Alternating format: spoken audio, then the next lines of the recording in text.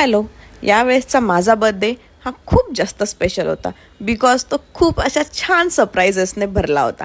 सगळ्यात पहिलं सरप्राईज म्हणजे माझा हा माहेरी रात्री 12 वाजता सेलिब्रेट झालेला बर्थडे स्पेशल आहे बिकॉज हे सगळेजण मला सरप्राईज द्यायला रात्री 12 वाजता आले होते आणि आम्ही केक कटिंग केलं. नेक्स्ट डे मी आणि माझा नवरा आम्ही निघालो फिरायला. कुठे जाणार काय, नवऱ्याचं खूप डोकं खाल्लं पण त्याने काही सांगितलं नाही. त्याने मला सांगितलं तू माझ्यासोबत चल, तिकडे गेल्यावर तुला समजेल. तर हे आहे आमचं आजचं लोकेशन. हा विला माझ्या बर्थडेसाठी नवऱ्याने बुक केला होता.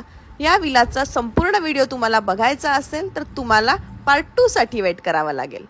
तर ह्या सगळ्यांचं येणं माझ्यासाठी खूप जास्त अनएक्सपेक्टेड होतं. मी खूप खुश होते या सगळ्यांमुळे आणि इथून सुरू झाली आमची धमाल. हे दोघंजणं आम्हाला खायला आणण्यासाठी बाहेर गेले होते. खूप जास्त पाऊस पडत होता आणि हे दोघंजणं पूर्ण भिजून आले होते. त्यानंतर आम्ही सगळेजण गेलो पूलमध्ये. फुल मजा मस्ती धमाल मस्त एन्जॉयमेंट चालू होती. मी खूप खुश होते. आणि हे आमच्यातलं एक माकड. का माकड? तर या माकडाचे माकड चाळे तुम्ही बघताच आहात म्हणून हे माकड. माझे कझिन्स, माझे फ्रेंड्स, आम्ही सगळ्यांनी खूप मजा केली. मी खूप जास्त हॅपी होते कारण की माझ्यासाठी हे खूप जास्त सुंदर सरप्राईज होतं.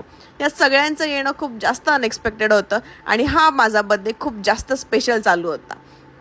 या सगळ्यांनी माझ्यासाठी मस्त बलून्स आणलेले जे की मी बिलकुल सोडत नव्हते, पूर्ण वेळ घेऊन बसले. त्यानंतर आम्ही गेलो मम्मी झोंबली फूडला जेवायला. तिकडे मस्त चिकनवर ताव मारला बट टेस्ट नाही एवढी आवडली.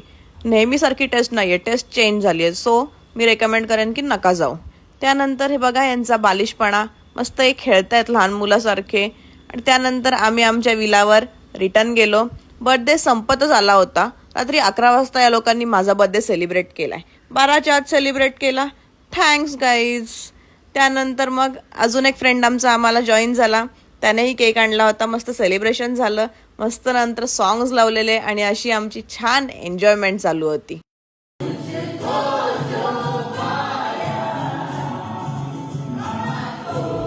बर्थडे संपला. हे बघा मला त्रास द्यायला सुरुवात झालेली आहे यांची.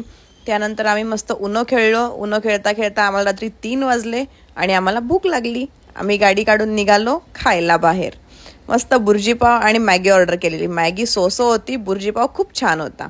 नेक्स्ट डे मॉर्निंगला आम्ही उठलो आणि हा आमच्या बाल्कनीतून दिसणारा व्ह्यू खूप भारी होता. एवढं मस्त वाटत होतं ना, पूर्ण फॉग लिटरली फील करत होतो आम्ही. एवढा छान फॉग होता. आणि मग नंतर आम्ही आमच्या गाड्या काढून आपल्या आपल्या घरी रिटर्न निघालो. हा दुपारी 12 वाजता लोणावळ्यामधला फॉग बघताय ना, काय सुंदर क्लायमेट आहे. आणि लोणावळ्यातून निघताना मिसिंग लिंकचा एक फोटो झालाच पाहिजे.